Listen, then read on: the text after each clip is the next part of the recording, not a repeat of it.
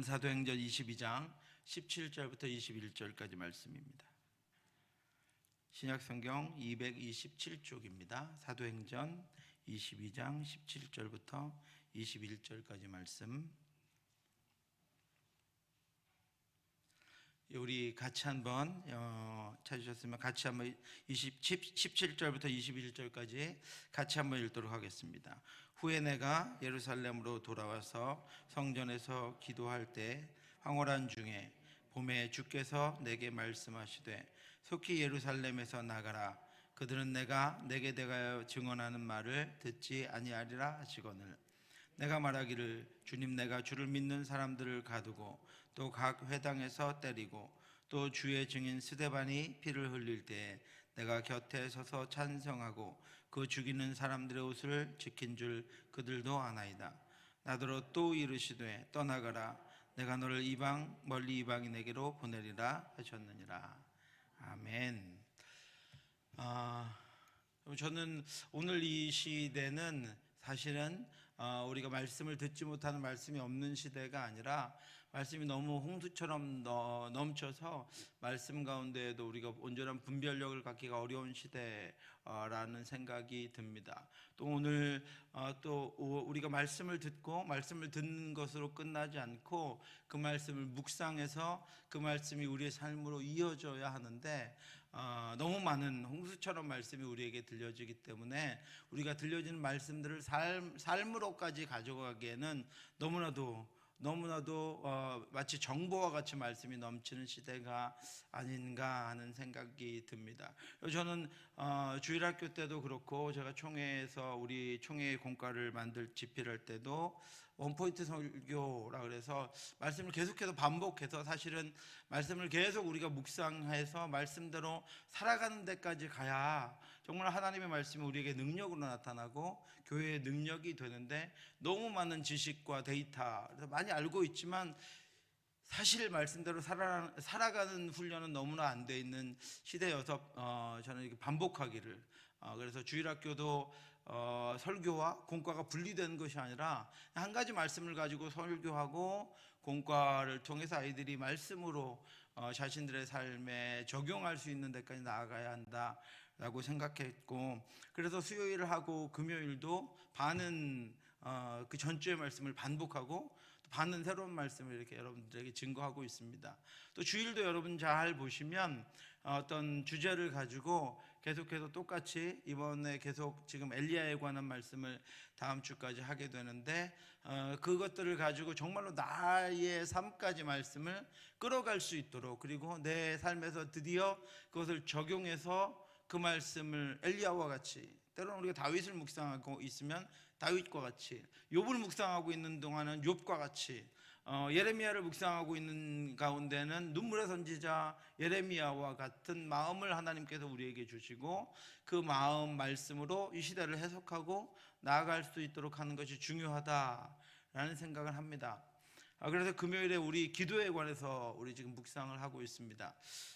제가 올라오기 전에 기도에 관해서 지금 몇 번을 설교를 했는지는 세어보지 않아서 잘 모르겠지만 이 금요 기도회를 통해서 우리 창세기부터 계시록까지 기도라고 하는 것이 나와 있는 여러분들 말씀은 상황이 다르고 그것들을 적용해야 되는 시점이 다 다르기 때문에 똑같은 기도여도 상황에 따라 그 기도가 어떻게 무엇 때문에 사용되었는지 또 우리에게 기도하라고 말씀하시는지가 다릅니다. 이제까지 기도 설교도 다 달랐고 그래서 창세기부터 계시록까지 성경에 나와 있는 기도에 관한 내용들은 다 뽑아서 우리가 한번 묵상해 보려고 합니다. 그것을 통해서 기도가 그냥 우리가 알고 있는 우리의 여러 가지 심정을 하나님께 아뢰고 응답받는 그 정도가 아니라 오늘도 분명히 말씀 가운데 기록되어 있지만 기도가 나의 길을 발견하게 해주고 또 그 길을 가게 해주고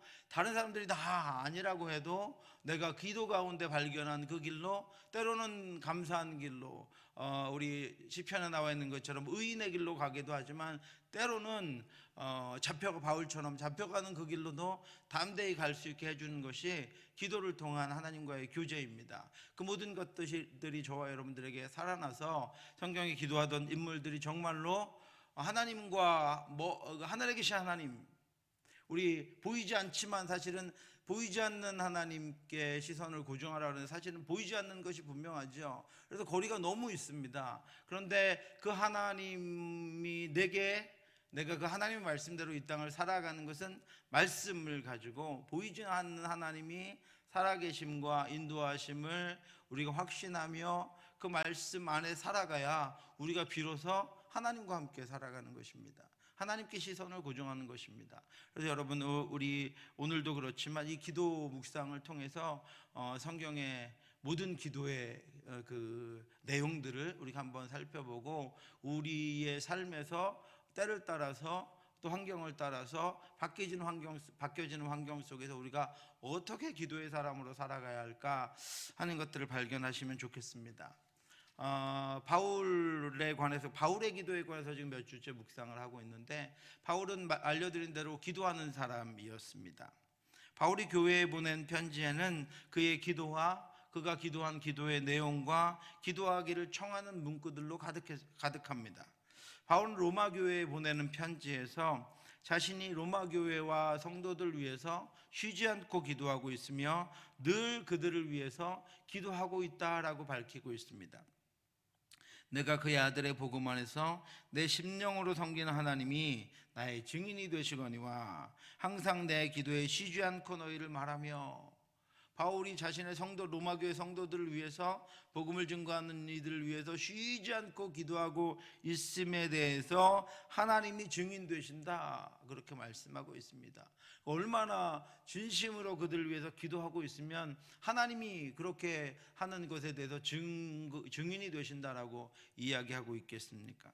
바울은 교회와 성도들을 위해서 쉬지 않고 늘 기도했을 뿐 아니라 그들의 이름과 상황을 쉬지 않고 하나님께 아뢰었습니다. 뿐만 아니라 바울은 로마 교회 성도들에게 자신을 위해서도 기도해 줄 것을 요청했습니다. 형제들아, 내가 우리 주 예수 그리스도와 성령의 사랑으로 말미암아 너희를 권하노니 너희 기도에 나와 힘을 같이하여 나를 위하여 하나님께 빌어. 바울은 담대하게 기도를 부탁합니다. 바울은 로마 교회 성도들이 자신의 기도와 힘을 합해서 복음을 위해 기도해 줄 것을 요청합니다. 기도에 힘을 합하여 줄 것을 당부합니다.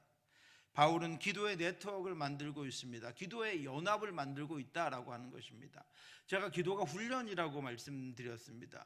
기도는 훈련입니다. 이번 주일에도 설교를 하겠지만 기도는 훈련입니다. 사실은 훈련은 혼자 하기가 쉽지 않습니다.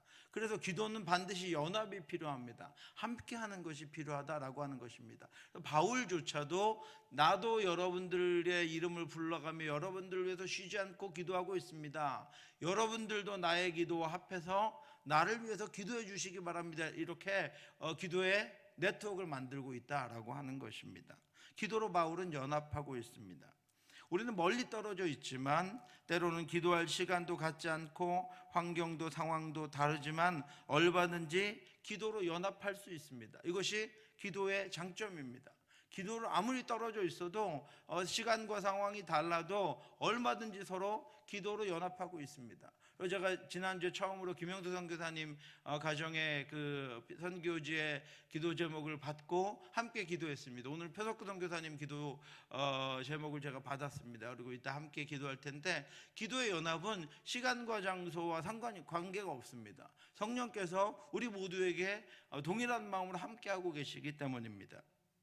우리 교회도 그래서 아직 중보기도팀은 코로나 때문에 시작하지 못하고 있지만 이렇게 삼중기도를 하고 있습니다. 그래서 우리 왼쪽에 여러분들 오른쪽에 그것이 우리의 실천사항 중에 하나입니다. 새벽기도회를 통해서, 우리 금요기도회를 통해서 우리가 연합해서 함께 한 목소리로 같은 기도 제목을 위해서 기도하고, 또 우리 중보기도팀은 중요하고 긴급한 기도 제목을 가지고 그룹별로 모여서 기도하는 우리 세 팀의 중보기도 팀들이 있습니다. 코로나가 지나면 바로 또 시작을 할 것입니다. 그리고 지금 1년 365일 하루도 쉬지 않고 기도하고 있는 기도파 수꾼이 있습니다.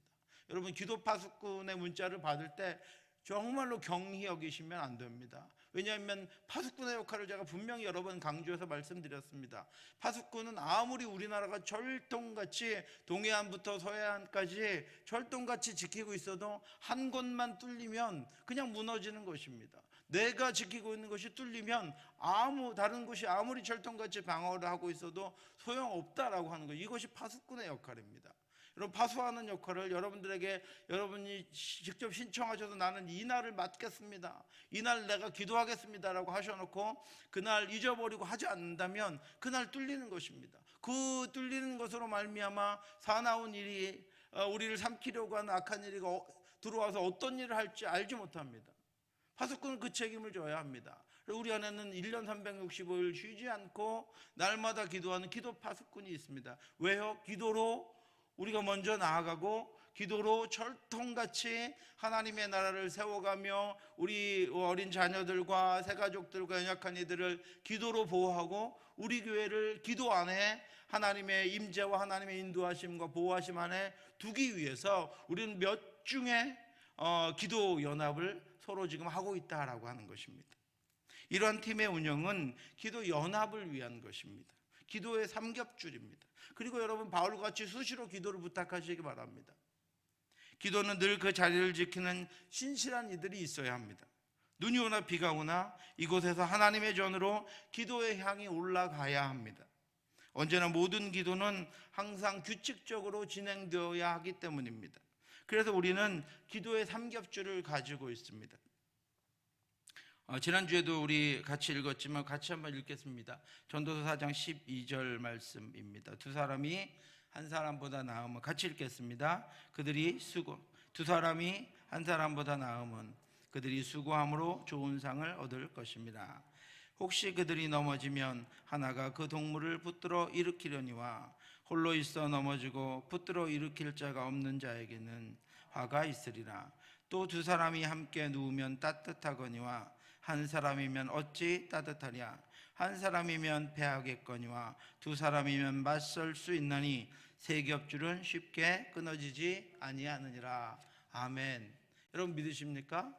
네, 우리는 철저하게 기도의 삼겹줄로 연합되어서 단 한 명도 본인의 연약함으로 말미암아 쓰러져 넘어지지 않도록, 단 한 번도 우리 교회가, 우리 안에도 연약함이 있잖아요. 우리 안에 온전치 못함이 있습니다. 때로는 우리가 다 같이 온전하게 갈 수 없는 부분들이 있습니다. 앞에 가다 보면 뒤에 처지는 분들도 있고요. 잘 하다가 또 그 시기에는 잘 못할 수 있는 성도들도 있습니다. 그 모두가 같이 연합해서 함께 가기 위해서 우리에게는 견고한 기도 삼겹줄이 있어야 한다라고 하는 것입니다. 중고등부 수련회 하고 청년부 수련회 하는데 중고등부 청년부 교사들 임원들에게만 기도 맡겨놓으면 여러분, 온전한 기도가 하나님 앞에 다 태를 따라서 계속해서 올려지지 않을 수 있습니다. 그래서 우리 함께 기도하는 거예요. 왜 붙여놨겠습니까? 여러분, 기도하라고 붙여놓은 겁니다. 네, 보시는 대로 기도하라고요. 저 주제를 위해서 기도하고, 저 수련회 날짜를 위해서 기도하고, 저 일을 위해 드려지는 참여할 학생들과 청년들 위해서 기도하라고요. 우리가 기도함으로 연합하는 것입니다. 우리가 수련회를 도울 수 없지만, 가서 참여할 수 없지만 기도로 우리는 연합하고 있는 것입니다. 기도로 우리는 지금 중고등부 수련회와 청년부 수련회를 함께 지금 행하고 있는 것입니다. 이것이 기도의 연합입니다. 여러분, 사랑하는 성도 여러분, 우리는 무엇보다도 서로 기도로 연합되어 있어야 합니다. 서로에 대해서 기도의 짐을 져야 합니다. 바울도 자신을 위해 기도를 부탁하고 있습니다. 우리 교회가 기도의 삼겹줄로 견고해서, 그렇게 견고하게 기도의 삼겹줄로 연합되어서 쉽게 끊어지지 않는 능력의 기도가 쉬지 않고 하나님의 전으로 올려지기를 주님의 이름으로 축원합니다. 바울은 다메섹 도상에서 예수 그리스도를 만납니다. 하나님이신 예수 그리스도가 바울 앞에 빛으로 현현하셔서 바울에게 네가 지금 나를 박해하고 있다라고 말씀하셨습니다. 자신의 열심과 행위가 하나님으로부터 칭찬과 상급을 받을 줄 알았던 바울이 오히려 하나님을 박해하며 하나님을 대적하는 자가 되었다는 말씀을 예수님으로부터 듣고 큰 충격을 받습니다. 그리고 예수 그리스도의 빛으로 말미암아 시력을 잃고 회심합니다. 예수님은 아나니아를 부르시고 이렇게 말씀하십니다. 주께서 이르시되 일어나 집가라 하는 거리로 가서 유다의 집에서 5사람 사울이라 하는 사람을 찾으라. 그가 뭐 하는 중이라고요? 기도하는 중이다 그랬습니다. 여러분, 바울이 된 사울이 정말 하나님의 열심을 가지고 열심히 했습니다. 그런데 자신의 그 열심과 인생이 다 무너버렸어요. 하나님이신 예수님이 나타나셔서 네가 지금 나를 박해하고 있다. 여러분 같으면 얼마나 충격이겠습니까?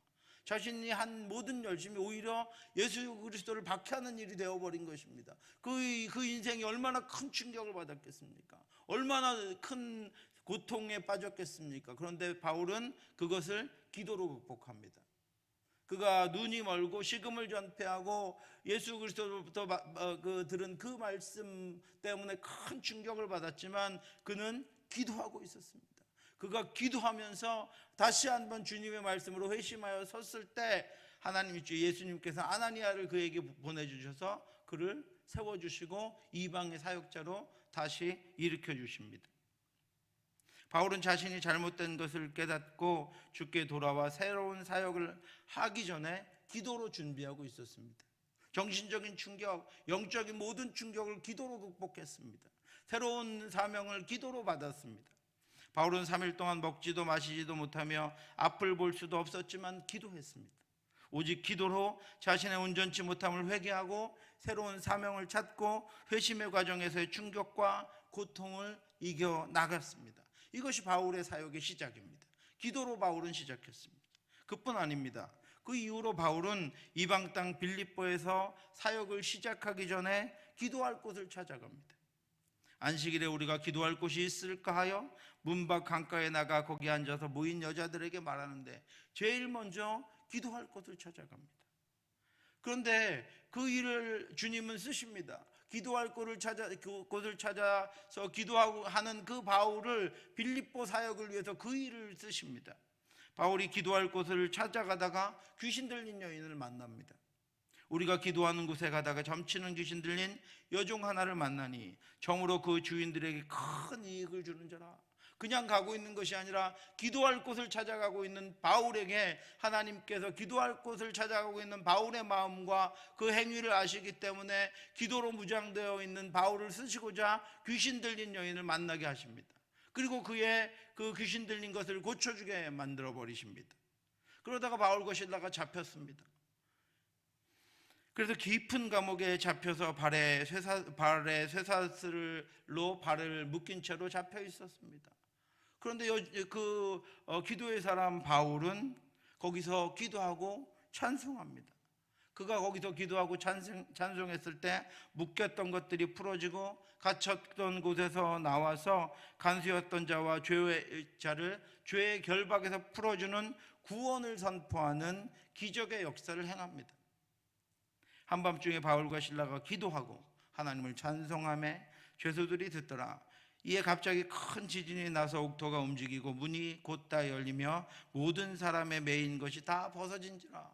그리고 떨고 있는 간수와 간수의 가족에게 이르되 주 예수를 믿으라. 그리하면 너와 내 집이 구원을 받으리라. 그래서 그 가정에 구원이 임합니다. 무엇을 통해서요? 바울이 기도할 곳을 찾고 기도할 곳을 찾아가다가 만난 귀신들 여인을 고치고 그럼에도 불구하고 그에게 절망적인 상황인 옥에 갇히게 되는 그런 일이 있을 때 거기서 다시 또 바울이 기도함으로 말미암아 마침내 그 일이 빌립보 성에 간수였던 자를 구원함으로 그 빌립보에 교회를 세우게 되는 은혜의 역사를 이루게 된다라고 하는 것입니다. 여러분, 이처럼 기도는 하나님이 예수 그리스도를 통해 한 사람 한 사람을 세워주시는 구원의 전 과정에 성령과 연합해서 감당하는 위대한 능력입니다. 그러므로 여러분, 우리가 기도하는 것과 전도하는 것과 선교하는 것과 교사로 아이들을 가르치는 것과 이것을 분리하면 안 된다라고 하는 것입니다. 기도를 통해서 이 전 과정이 이루어집니다. 기도를 통해서 여러분, 지금은 아이들에게 공과를 가르치지만 말씀을 가르치지만 기도하면 그것을 통해서 이 아이의 인생이 주님 오실 때까지 어떻게 변화될지 그 모든 전 과정은 하나님께서 우리의 기도를 통해서 이루어 가신다라고 하는 것입니다. 올해 우리 아이들을 맡아서 가르치지만 그것은 우리의 인간적인 한계입니다. 우리는 그렇게밖에 할 수 없습니다. 그런데 기도할 때 하나님께서 바울을 통해서 빌립보 성을 구원하시고 구원의 정과정을 성령 하나님께서 이끌어 주신 것처럼 우리가 하나님 앞에 기도할 때 하나님 그 기도를 통해서 우리의 행함과 우리의 사역과 우리의 헌신을 그 기도를 통해서 영원한 하나님의 나라까지 이끌고 가신다라고 하는 것입니다. 이를 위해서 바울은 예수께 온전한 사명을 받은 날부터 기도했습니다. 그는 기도로 지난날에 온전치 못했던 것들을 정리했고 기도로 새로운 사명을 향한 능력을 받았습니다. 선교지에 도착할 때마다 기도했고 선교지에서 당하는 일들마다 기도했습니다. 복음을 위해서 기도했고 복음을 들을 이들을 위해서 기도했고 복음을 듣고 믿는 이들을 위해서 기도했습니다. 광야에서 기도했고 골방에서 기도했고 감옥에서 기도했습니다. 바울의 기도는 바울에게 능력을 가져다 주었고 문제를 해결해 주었고 복음을 전하게 해 주었고 복음의 사역을 확장시켜 주었습니다.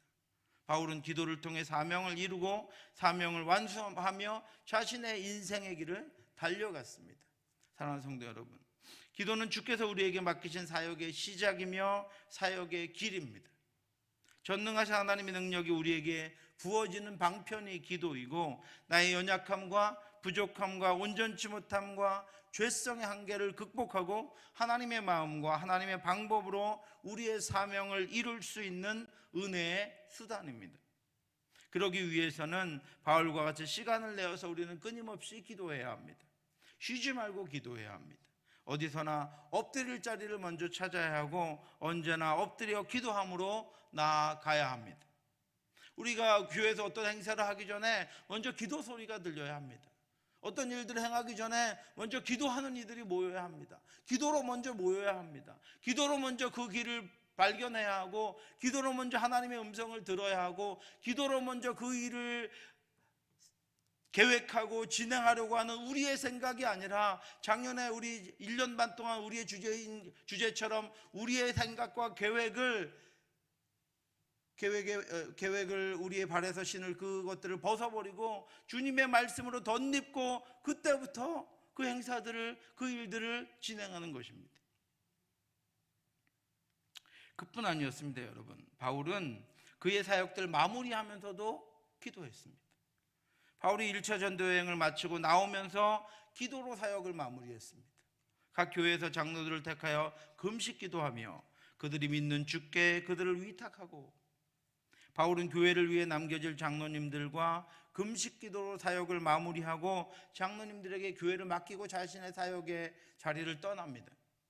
바울은 3차 전도 여행을 마치면서도 3년이나 에베소 교회 사역했던 에베소 교회 장로님들을 밀레도로 불러서 교회를 부탁하고 마무리할 때도 기도했습니다. 이 말을 한 후 무릎을 꿇고 그 모든 사람들과 함께 기도하니 다 크게 울며 바울의 목을 안고 입을 맞추고 다시는 그 얼굴을 보지 못하리라 한 말로 말미암아 더욱 근심하고 배에까지 그를 전송하니라. 아직도 바울의 사역도 남아있고 에베소 교회 장로님들의 사역도 남아있습니다. 그들은 곧 헤어질 것입니다. 그런데 그것들을 마무리하며 무릎을 꿇고 함께 기도하고 그 사역을 마무리합니다. 그들은 헤어지기 전에 모두 무릎을 꿇습니다. 그리고 기도합니다. 보이지 않으나 살아계신 하나님, 이제까지 인도하셨고 남은 날들도 인도하실 하나님께 무릎을 꿇고 기도함으로 그들의 만남과 사역을 마칩니다. 그렇게 그들은 앞길에 남은 사역들을 기도로 하나님의 손에 맡깁니다. 바울의 장로님들은 바울이 가는 길을 기도로 하나님께 맡기고 바울은 장로님들이 지키고 갈 에베소 교회와 이 장로님들을 기도로 하나님께 맡깁니다. 그래서 이들의 사역은 예수의 명령을 이루는 전 우주적인 놀라운 역사가 되었습니다. 그때 그들의 기도가 무엇을 이루었습니까? 오늘 저와 여러분들의 믿음을 이루었습니다. 오늘 우리 구미동부 교회를 이룬 것입니다. 사랑하는 성도 여러분, 기도는 내가 하나님의 일을 이루는 통로입니다. 기도는 사역의 시작이고 과정이며 결과입니다. 그러므로 기도는 합당한 대가를 치러야 합니다. 자신이 죽어야 하고 시간을 하나님께 드려야 하며 쉬지 말아야 하고 훈련과 습관과 열심히 있어야 합니다. 우리에게 주신 기도를 통해 우리의 시작과 과정과 결과를 하나님의 뜻대로 이루며 승리하는 저와 여러분들 되시기를, 그것들을 기도로 이루는 저와 여러분들 되시기를 주님의 이름으로 축원합니다. 오늘은 교제의 기도, 기도를 통한 하나님과의 교제에 대해서 묵상하려고 합니다. 바울이 자신의 그 사역의 길을 어떻게 갔는지, 그 사역의 길을 갈 때 기도가 어떤 역할을 했는지를 한번 살펴보려고 합니다. 여러분, 우리의 삶을 생각해 보면 예측할 수 있는 미래는 단 한순간도 없습니다. 우리는 아무도 지금 이 시간 이후를 예측할 수 없습니다. 모든 일들은 우리가 예측하지 못하는 방향에서 달려와서 우리가 예측하지 못하는 시간에 우리에게 닥칩니다. 하나님이 욥에게 물으신 질문들처럼 우리는 우리 앞에 벌어질 일들에 대해서 아무것도 예측하지 못합니다. 사망의 문이 내게 나타났느냐? 사망의 그늘진 문을 내가 보았느냐? 땅의 너비를 내가 측량할 수 있느냐? 내가 그 모든 것들을 다 알거든 말할지니라. 하나님이 욥에게 말씀하셔서 알거든 말해봐라. 죽음이 언제 나를 덮칠지 나는 알지 못합니다. 나는 나의 생의 시작도 알지 못했고 나의 생의 끝도 알지 못합니다. 땅의 너비를 알고 있는지 대답하라고 하나님이 아무리 많은 시간을 주셔도 우리는 대답할 수 없습니다. 알지 못하기 때문입니다. 우리 중 우리의 인생의 길을 알 수 있는 사람은 아무도 없습니다. 하물며 바울은 초기 복음 전도를 위해서 성령이 이끄시는 대로 알지 못하는 땅으로 알지 못하는 사람들에게 나아갔습니다. 그의 삶의 시간은 1분 1초가 새로운 것이었고 한 명 한 명이 새로운 사람들이었습니다. 그래서 그 암흑을 뚫고 사역하기 위해서 바울은 기도했습니다. 기도는 그의 길을 비추는 등불이었습니다. 바울은 그것을 알았기에 다메섹에서 하나님의 부르심을 받은 후에 아까 말씀드렸던 대로 제일 먼저 한 것이 기도였습니다. 기도로 자신의 모든 사역을 준비했습니다. 그때까지의 자신의 판단과 힘으로 감당했던 일들이 모두 주님을 박해하며 복음을 방해하는 일들을 해왔기 때문입니다. 예수님은 아나니아에게 바울이 지금 기도하고 있으니 그를 세워서 그에게 복음을 증거하게 하라고 말씀하고 있습니다. 그가 기도로 준비되었기 때문입니다. 그의 기도를 하나님이 들으셨기 때문입니다. 주께서 이르시되 일어나 집가라 하는 거리로 가서 유다의 집에서 다섯 사람 사울이라는 사람을 찾으라. 그가 뭐 하는 중이라고요? 기도하는 중이라고. 오늘 벌써 2번 말씀드렸습니다. 그가 그 시작에 기도하는 중이었습니다. 그래서 하나님이 그를 이제 세우십니다. 기도하고 있을 때 세우십니다. 그가 새로운 계획을 짜고 있을 때 그를 불러서 세우신 것이 아니라 그가 거기서 기도하고 있을 때 하나님이 아나니아를 보내셔서 바울을 세우십니다. 왜요? 기도로 준비되었기 때문입니다. 이것이 바울의 사역의 시작이었습니다. 그는 기도로 시작했습니다. 이후에 바울은 끊임없이 기도합니다. 성경에는 바울이 사역의 현장에서 예상하지 못하는 어려운 일들을 당했을 때 기도로 하나님을 만나고 하나님의 말씀을 듣고 하나님의 인도하심을 받은 것들을 수없이 기록하고 있습니다. 이런 증거들을 통해서 우리는 바울이 어떻게 그 예상하지 못했던 일들을 한치도 알 수 없었던 그 길들을 한 명도 전에 만났던 이들이 아닌 새로운 이들을 만나서 능히 그 사역들을 감당했는지를 알 수가 있습니다. 바울은 기도로 하나님과 교제했습니다. 기도로 하나님을 만났습니다. 깊은 기도의 대화를 통해서 하나님의 마음을 알고 하나님의 지시하심을 받아서 움직였습니다. 그래서 그의 길은 하나님의 길이었고 그의 행함은 하나님의 일하심이었습니다. 내 발에서 신을 어떻게 벗습니까, 여러분? 기도로 벗는 것입니다. 우리의 기도 가운데 하나님의 음성을 듣기를 원합니다. 살아계신 하나님의 말씀이 성령을 통해 깨달아지고 기억나고 적용되어서 우리 어두운 길을 비추며 우리의 마음에 하나님의 마음을 깨닫게 하시기를 원합니다. 거기서 시작되는 것입니다. 그래서 우리의 인생도 하나님과 동행하는 삶이기를 원합니다. 하나님이 밝히시는 밝은 빛의 길을 갈 수 있기를 원합니다. 하나님이 정하신 마음과 하나님과 동행하며 살아갈 수 있기를 주님의 이름으로 축원합니다. 바울은 사도행전 9장에서 예수 그리스도를 만나 회심한 후에 이방인을 위한 사도로 세워지고 3년 후에 예루살렘을 방문합니다. 그것이 오늘 아까 읽은 우리 오늘 본문입니다. 사울이 예루살렘에 가서 제자들을 사귀고자 하나 다 두려워하여 그가 제자됨을 믿지 아니하니.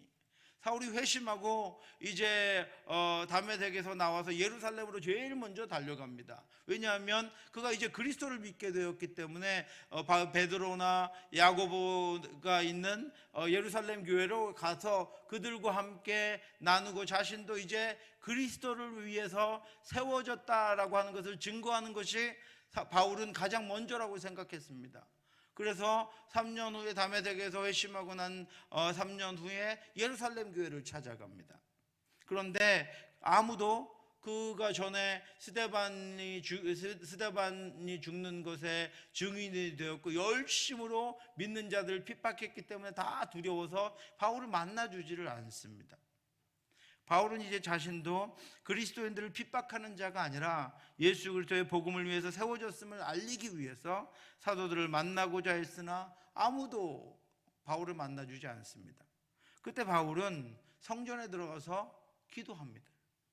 무엇을 해야 하는지, 어떻게 해야 하는지, 어디로 가야 하는지 알 수 없었기 때문입니다. 제자들을 만나기 위해서 갔는데 아무도 만나주지 않습니다. 길이 막혀버렸습니다. 자신의 생각과 계획이 다 막혀버렸습니다. 오늘날처럼 무슨 차를 타고 여러분도 움직일 수가 있습니까? 다메섹에서 수위를 거쳐서 걸어서 예루살렘까지 갔는데 만날 수가 없습니다. 거기도 계속 기다려야 하는지 아니면 다시 돌아왔다가 와야 하는지 도대체 무엇을 정할 수 있는 방법이 없습니다. 그래서 바울은 기도했습니다. 길이 막혔기 때문입니다. 그리고 이렇게 고백합니다. 오늘 본문 17절입니다. 후에 내가 예루살렘으로 돌아와서 성전에서 기도할 때 황홀한 중에. 하나님의 음성은 기도할 때 들렸습니다. 바울이 성전에서 기도하는 중에 환상이 보입니다. 주께서 그에게 나타나셔서 그가 가야 할 길을 알려주셨습니다. 18절입니다. 봄에 주께서 내게 말씀하시되 속히 예루살렘에서 나가라. 그들은 내가 내게 대하여 증언하는 말을 듣지 아니하리라 하시거늘. 더 이상 지체하지 않고 성전에 들어가 기도하니까 환상 중에 주께서 말씀하셨습니다. 주께서는 바울에게 속히 예루살렘에 더 있지 말고 나가라고 말씀하셨습니다.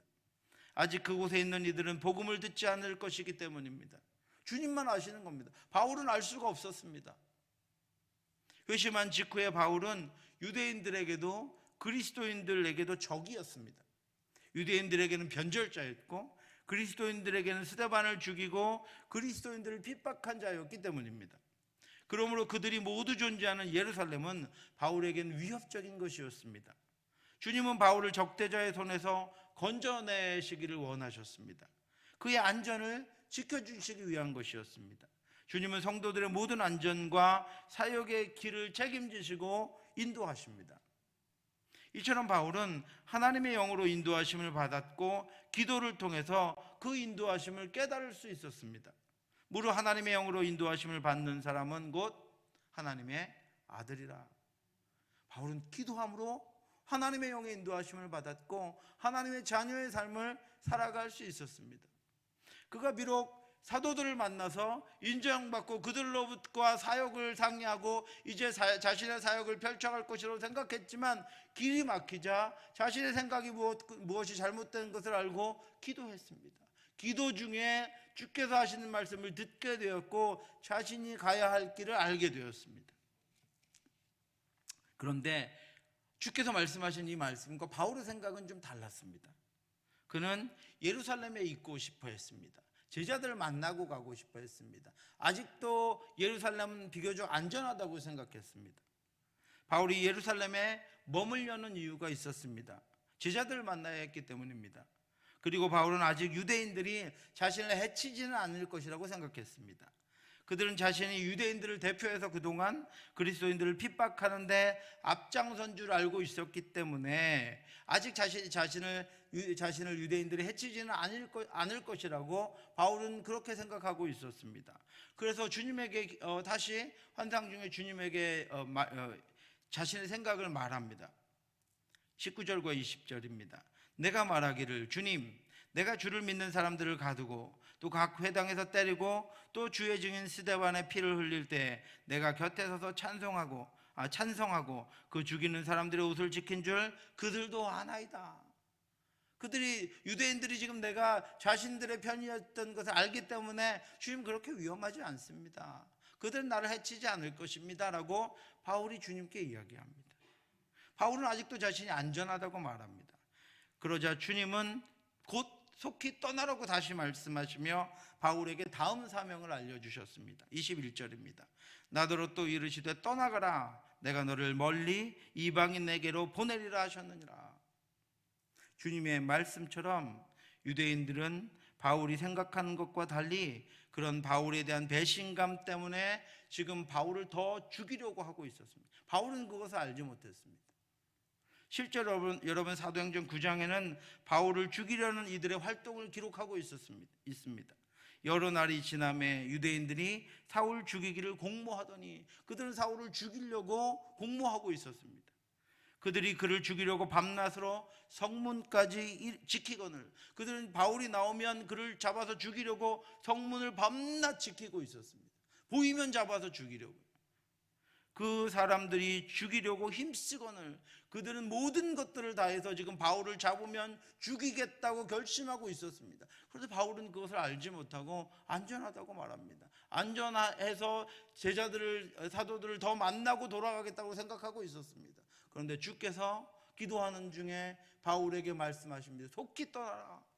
네가 여기서 할 일이 없다. 내가 너를 이방인들에게로 보내겠으니 이방인들을 위해서 이제 선교해라, 전도해라라고 주님이 말씀하셨습니다. 이처럼 바울은 기도를 통해서 자신의 안전을 지켜주시는 주님의 말씀을 듣게 되고 자신의 사역 방향을 분명하게 해주시는 주님의 말씀을 듣게 됩니다. 여러분 기도하지 않고 사역하겠습니까? 기도하지 않고 살아가겠습니까? 바울이 기도하지 않았다면 여러분 어떤 일을 거기서 당했을지 알 수 없습니다. 바울이 기도하지 않았다면 이방인들을 위한 사역에 관해서 그가 깨닫는 것이 알게 되는 것이 더 지체됐을 것입니다. 바울은 성전에서 기도함으로 주님의 음성을 듣고 위험에서 벗어날 수 있었으며 주님의 음성을 듣고 유대인들에 대한 미련을 버리고 이방인들에게로 나아갈 수 있었습니다. 바울은 기도로 주님과 교제하며 주님의 말씀을 듣고 자신의 생각과 뜻을 수정하고 말씀을 따라 행함으로 하나님이 맡겨주신 사명을 감당할 수 있었습니다. 바울의 능력 있는 사역은 기도로 말미암아 진행되었고 순간순간 기도를 통해 알게 된 하나님의 뜻, 하나님의 말씀을 따라 자신의 잘못된 방향을 수정하고 성령의 인도하심을 따라 나아갔기 때문에 그가 그 사역을 하나님이 기뻐하시는 대로 올려드릴 수 있었습니다. 여러분 우리도 기도를 통해서 주님과 교제함으로 늘 주님의 길로 나아가기를 원합니다. 기도함으로 내 잘못된 생각이 수정되고 내 치우친 생각이 세워지며 내 안전이 하나님의 손에 놓이고